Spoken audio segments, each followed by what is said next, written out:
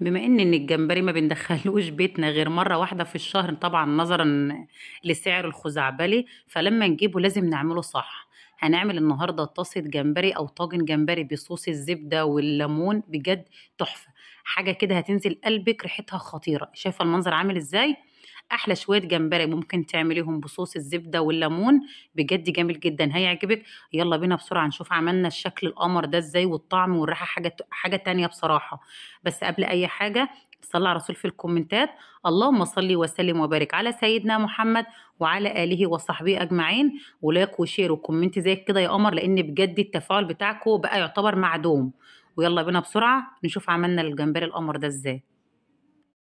في الاول كده انا جايبه كيلو من الجمبري ده، حجم الجامبو اللي هو الكبير. انت طبعا الكميه اللي ترجع لك وكمان الحجم يرجع لك. كل اللي هتعمليه انك هتجيبيه وتفتحيه من الظهر بالشكل ده، وتشيلي الكيس الرمل منه، وبعد كده تشطفيه وتنقعيه في ميه وملح لمده 10 دقائق. وبعد كده اشطفيه كويس جدا من الميه والملح دي، وارفعي طاسه بقى على النار فيها مكعب زبده كبير، وكمان معلقه كبيره من الزيت علشان الزبده ما تتحرقش. مجرد ما يسخن هتنزلي بالجمبري بتاعك كله بقشره كده. تمام. الجمبري من الحاجات اللي ما بتاخدش تسويه وقت كبير. يعني احنا دلوقتي هنضيف لها البهارات بتاعتنا، ملح وفلفل وكمون وبابريكا، وهتقلبي الجمبري بقى مع الزبده والبهارات دي حوالي 3 دقايق. تمام. زي ما اتفقنا الجمبري من الحاجات اللي ما بتاخدش مده تسويه كتير.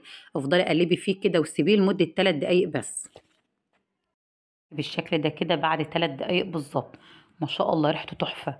ترفعيه بقى من على النار، وفي نفس الطاسه هتنزلي بمكعب زبده كبير، عليها معلقتين من الزيت عشان ما تتحرقش، وبصلايه صغيره متقطعه. هتقلبي البصلايه دي كده، انا مش عاوزاها تلون، انا بس عاوزه البصلايه دي كده تدبل وتبقى شفافه معايا، مش عايزه اديها لون ولا حاجه.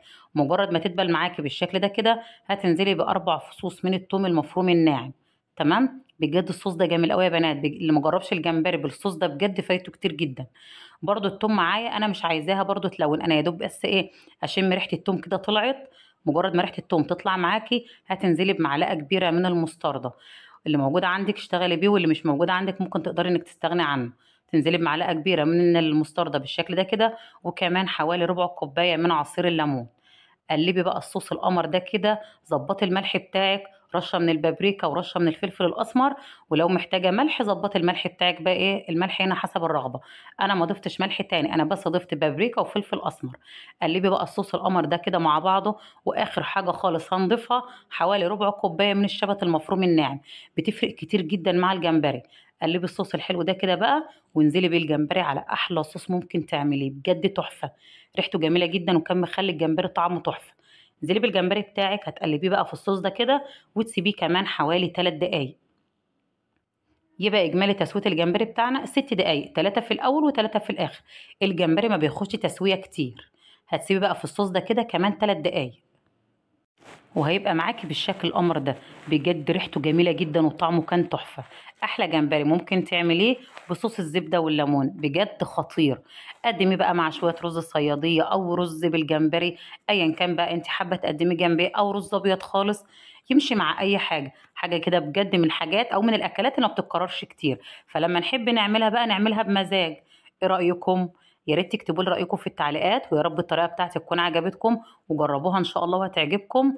وقبل اي حاجه زي ما متعودين نصلي على الرسول. اللهم صل وسلم وبارك على سيدنا محمد وعلى اله وصحبه اجمعين. ولايك وشير وكومنت جميل زي كده يا قمر. ويا ريت تكتبوا لي بتتابعوني منين.